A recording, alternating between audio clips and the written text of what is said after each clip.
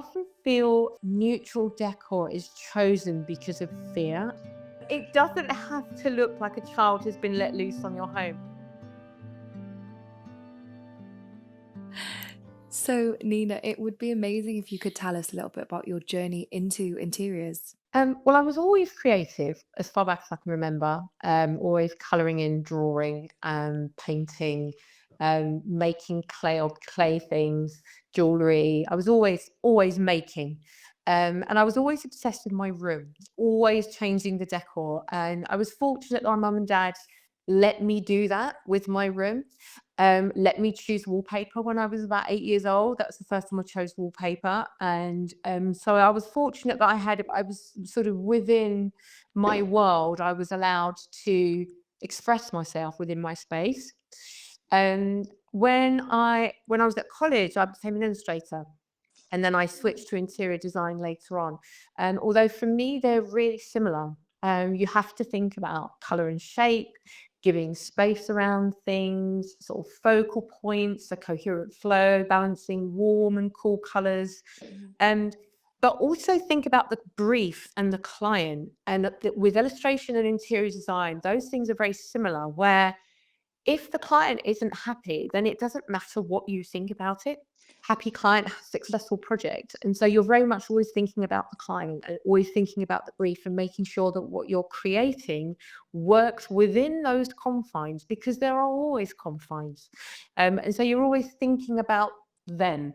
And so I think that's one of the key things that was like a kind of transferable skill between the two careers, if you like. Yeah, you sort of have to deal with it with much of You're the dealing with same. Yeah, you're dealing with people. So Yeah. you're dealing with people, and whether the people are a publisher, or whether the people are a record label, or whether the people are clients living in their home, you're thinking about them and what they have asked for. Because even if they say, "Oh, it's completely open," they'll still have a kind of idea in their mind of what they like and what they don't like, and you still need to provide something. You still have to do rough drafts. You still have to kind of go, this is where I'm heading. Does this work for you?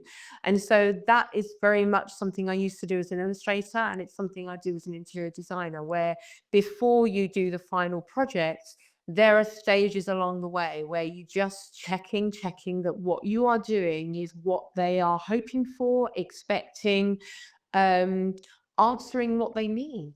Yeah, completely. You might think there's a wonderful design that works for your taste. I guess you've always got Yeah, to fine it's not tune it's it. not your home. It's It's not your not your home. houses, and they have to.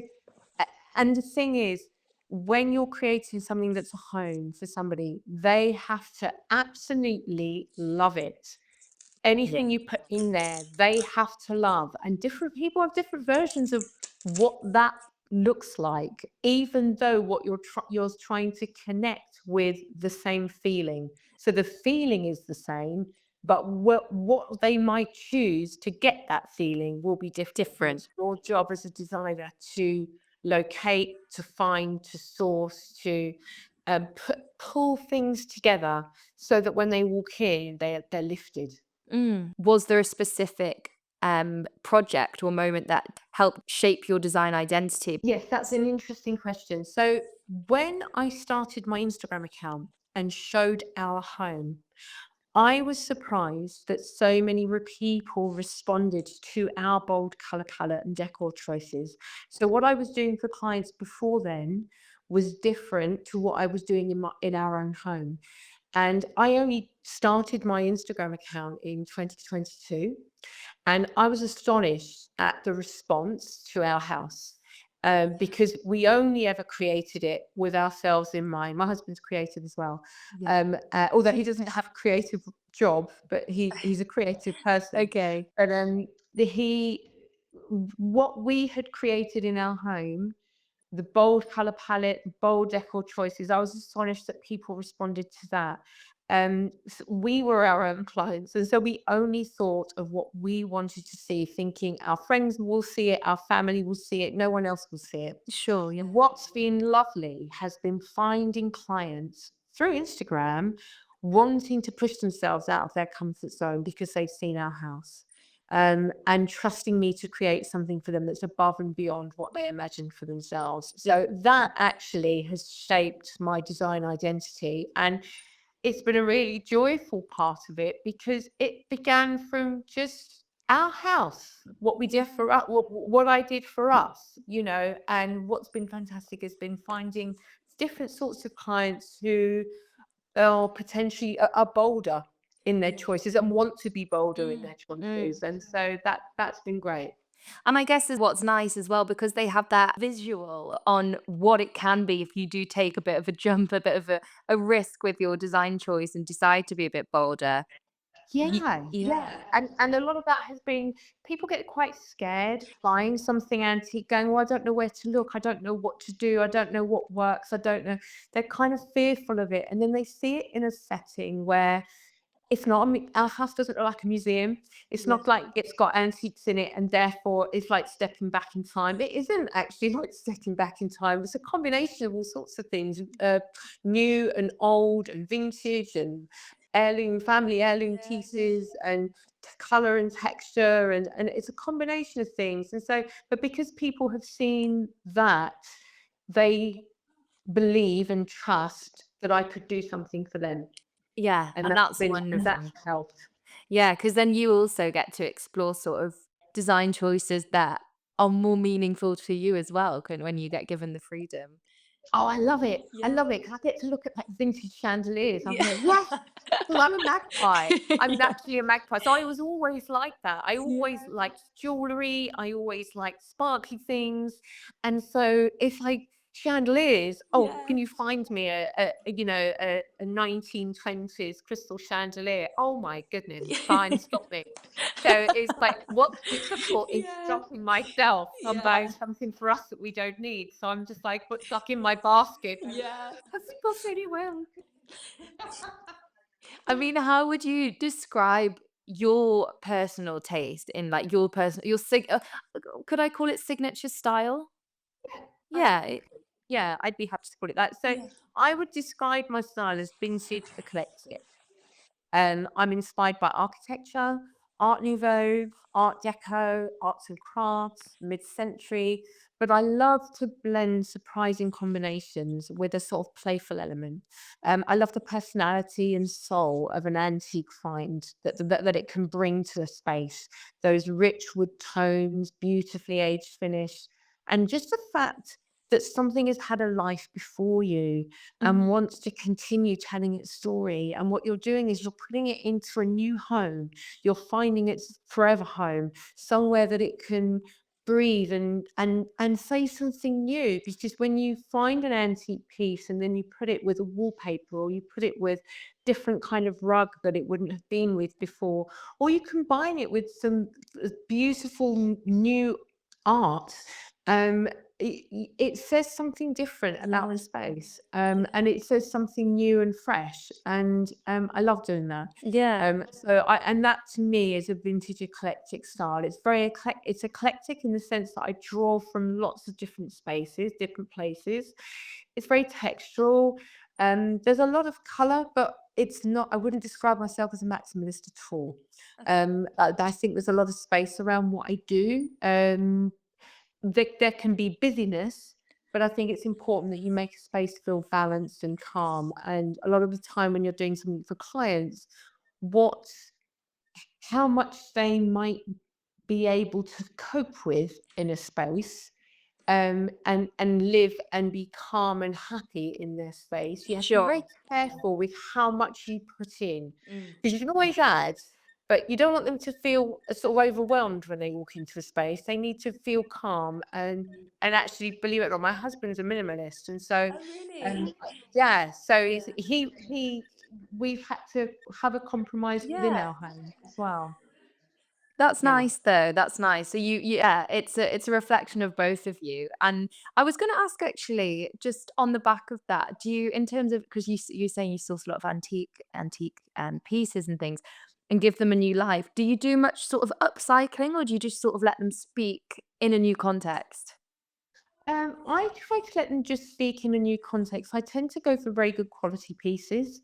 I'm not one for kind of, I don't tend to just automatically I wouldn't just paint wood, I wouldn't just want wood Yeah. to be painted. Yeah. But I Yeah. think you can definitely add more, you can change handles on things. But I tend to veer on the side of being quite, when you've got a beautiful aged wood finish and it's a really good quality piece, I think you can put it in a new setting and it can look, yeah, it can look fresh. But I certainly, with upcycling, you can add glass shelves to things, you can add windows to something. You might want to, in cabinet doors, change the middle part of the door and put a curtain in it, or put glass in it, or so that you can light it from Yeah. within, and then you can get beautiful sort of lit reflections on sort of walnut tones. And so but I tend to try and find the pieces and then use those pieces. Yeah. And I think if you're going for kind of nicer quality starting points, you really want them to just, the reason you're drawn to them is because of how beautiful they are. Yeah. And so, like, I don't tend to do really budget spaces, so I tend to do sort of more high-end spaces, Yeah. but with antique and vintage. Yeah. Where do you sort of start within a space? Is it sort of mood, material, or is it the function? I know you spoke about a lot of it is listening to the client, but then I guess beyond that, what is the first steps? So I would say, like, and when I'm starting with a space, it's always function first. So if an interior doesn't function properly for how you want to use it, it doesn't matter how pretty you make it. It has to function properly for what the client is asking, is saying that they're going to use it. So however they think they're going to use the space, whether it's a study, whether it's a bedroom, whether it's whether they need lots of storage, whether they, you have to make sure that it's functioning properly. And then with the decoration, I tend to start with one piece. So it might be something that the client already has, like a beloved heirloom, some artwork, a rug, the tiles that are in the fireplace. So it might be that there's a starting point. um, if we're starting with a blank canvas, then it depends on many factors. So, how much light the room has, what the focal point will be. Once the first item has been established, then that's the springboard for the rest of the room. Oh, So, when we interesting. know what that focal point's going to Yeah. be, then I kind of work back from there. But I'm always thinking of it as a whole space, not like just, oh, we're going to add that. Oh, let's put that in. Let's put that in. It's kind of, I'm thinking of the whole room and what it's going to be used for, how it's going to function, and then working out what those statement pieces are going to be. And then everything else has to serve the statement pieces. So if you're Yeah. saying, if you found, this pink chandelier, things have to serve the pink Yeah. chandelier. So you Everything have else to will think about follow that. suit of Yeah, the room. it's like you're putting a three-dimensional picture together. And Yeah. so everything has to work together and everything affects everything else. And so it's not like you just do one thing and then that's set. And then everything, you just can't, it's like Yeah. everything's got to work together. They're Yeah. like a team working together in a Yeah. three-dimensional picture. And that's what you're trying to create. And if we're doing the whole house, then I always consider one of the major rooms first. So whether it's the kitchen or the reception room, one of the reception rooms, and then Yeah. that becomes central to the whole scheme. So then the scheme ripples out from the major rooms. There'll always be sort of a stream of your design. Yeah, Something's and written then but through. then the client is central to every project. It's the people living in the house that make it a home, and everything you create has to reflect them, how they live, what they like. So every project's different. Do you have a favorite room to design or one that you sort of find most challenging? It's a difficult one because I love doing all different sorts of rooms. I love doing the sort of big rooms like the living room because I just think that's where people spend a lot of their time. Um, but for me, it's more about, that's a tricky one. I like doing all different sorts of rooms. I Mm. love it when you do the hallway, when you've done lots of different spaces, and then you're drawing everything together in the hallway, and then you're making that the sort of the first impact room when people open the door, and you want them to kind of go, wow. But I don't tend to do the hallway first. I tend to think about the key rooms first, and then it sort of ripples out from there. Um, but I would say it's the sort of it's the sourcing of things that's like my favorite part of the job. Yes. So I was gonna say I have a question on that, and I know that you touched on it briefly, but yeah, do you want to explain a little bit more about your process of that and what you love so much about the sourcing? yeah, so I would say that sourcing is one of my favorite parts of the job. I mean, finding those statement wow pieces that make your clients' jaws drop. I just love that. At the beginning of every project, there's always we do lots of kind of image sharing between us, so Okay. that I can get an idea of the kind of things they like, and we go through many areas and styles, so that I can get a kind of feel for their taste. I don't know if that's how everybody else works. That's how I work. I'm a very visual person, and I can get an idea of what people like once they start sending the images of what they like, and they're like, ah, okay, so they're kind of Mm. more into kind of because they might not know that they're into more mid-century things, or they're into more they'll just see that the things that they like and go, oh, I like this. And they're like, Yeah, yeah. oh, okay. Oh, I see. So I've got many sources and contacts, but really, I would say a lot of what I do is instinctual. Okay. And the joy I get from sourcing something that my clients love is the reason I love what I do. Listening, learning, and then creating an exciting, functional Yeah. space with some magic. I can imagine the thrill of that finally hitting the nail on the head with, sort of a Yeah. design Yeah, brief. I mean, I had one just the other day with a client in Yeah. Ireland actually, and we sourced this Italian chandelier. It's a combination of Murano glass and ceramic and brass. It's this Oh, just wow. phenomenal chandelier. It's taken that they make them they do them by hand, so it's taken a couple of months Mm. to come through, and it arrived a couple of days ago, and she was screaming down the phone with me, like just squealing with delight. She was just so excited. Delighted She's with never it. seen anything so beautiful. She's like, I'm never gonna leave this room. So it was such an answer phone message as well. His squealing answer phone message. And it's fantastic, absolutely Oh, I bet that's fantastic so to do. rewarding, especially when, yeah, Yeah. you go through the hard effort. I mean, do you ever have a piece that you sort of source and you're like, "Oh god, I wish I had that for my own house?" So our chandelier in our hallway Yeah. was in my, you know, in my basket, for want of a better word, for a Yeah. year and a half. And Okay. every time I was showing clients chandeliers, there was one chandelier I just didn't show anybody because I was like, we don't really have a space for it, but I'm not sure I can show it to anyone either because I want it. Yeah, you And love it. but it was quite pricey, and it's beautiful. It's in our upstairs hallway. And then came a day when we did actually need a chandelier, and my husband was like, "We really need a statement piece for the top of the hallway." And I was like, "Ha ha!" So, but I've I've got got you. but it had been in my basket for a year and a half, and I hadn't said a word to anyone or showed it to anybody. That's dedication. Yeah, but so yeah, there have definitely been. There's also been times when I've really known that something would work really well in a space for a client, but for whatever reason, it just hasn't spoken to them. Yeah, It's just not quite for them. And even though I know it would work, work. Yeah. it's not for me. It's for them. And Yeah. so that can get tricky sometimes Yeah. in your own head, where you just think, oh, Oh, you've missed that a would be trick there. amazing. Yeah. That would be amazing. But if it's their home, and if they're Yeah. not if they're too scared to take the leap and to go for it, there's nothing you can do. It's their home, and you're creating something for them. So Mm. sometimes there's lots of compromises that you have to reach along the way, and times when you find things that you know would work really well that you have to just go, well, it's not for me. So Yeah. I Yeah. can show them, and if they don't want it, You there's have to nothing just, I can yeah, do. accept it with grace. Yeah, Oh. you have to. You I have mean, to. is there anything that you would love to see more people sort of embrace in their homes?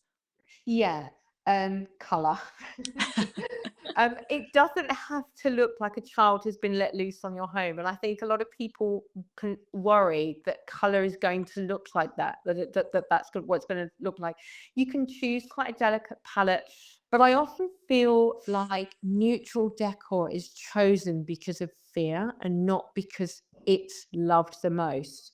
Like, I don't have a problem with neutral decor at all, but I sometimes feel people just kind of, they don't know what to do, so they go for neutral. Yeah. Or they think, well, we don't know if we're going to end up living here, so let's keep it neutral, and then it will be okay for the next people. And then you Yeah. see that you shouldn't ever decorate with the next people in mind unless you are literally buying to sell.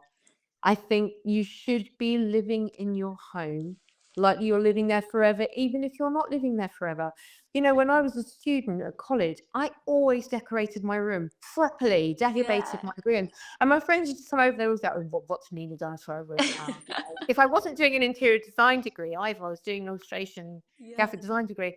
And, I had things hanging from the ceiling and I had like big wall hangings and I would create something around the beds to make it all atmospheric when Yeah, you went in. They're like, "Oh, there was stones on bed," and it's just I never decorated a room thinking one day I won't be living in this room. I just yeah. thought, what do I want to see when I open the door?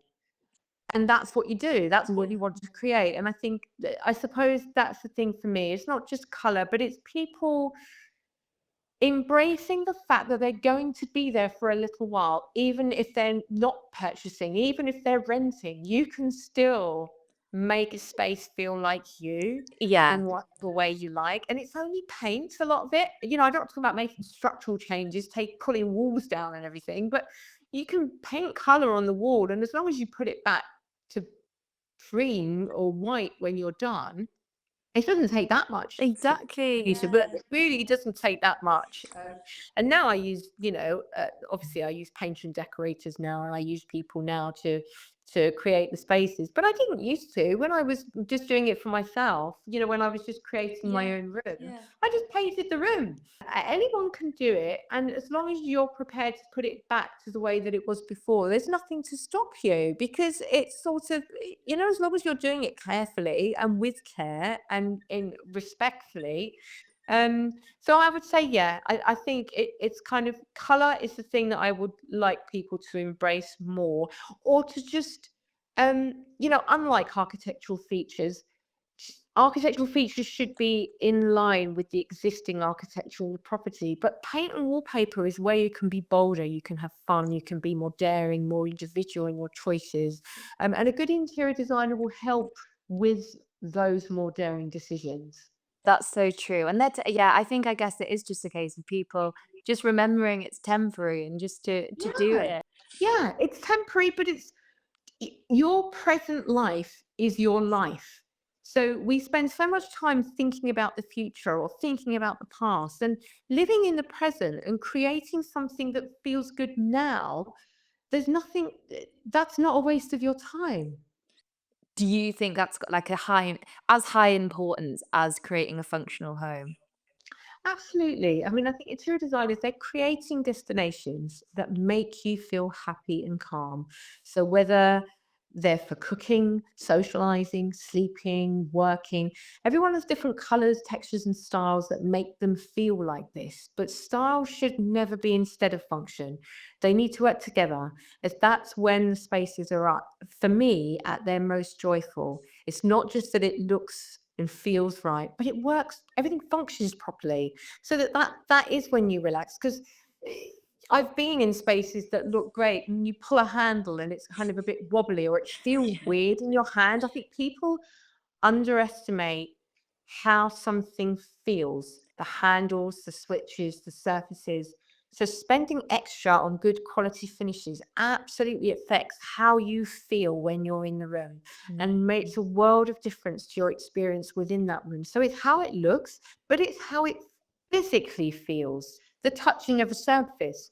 I remember when we looked around houses before we bought our house, there was one house we looked at, and on the first viewing, it looked really good. And then on the Yeah. second viewing, I touched surfaces and it wasn't a wood surface. It was like this weird composite Oh, surface that yeah, wasn't yeah, wood. And I was like, oh, it feels strange. yeah. And then the handles were a bit weird. And then I sort of noticed that there were other things that were kind of really odd choices.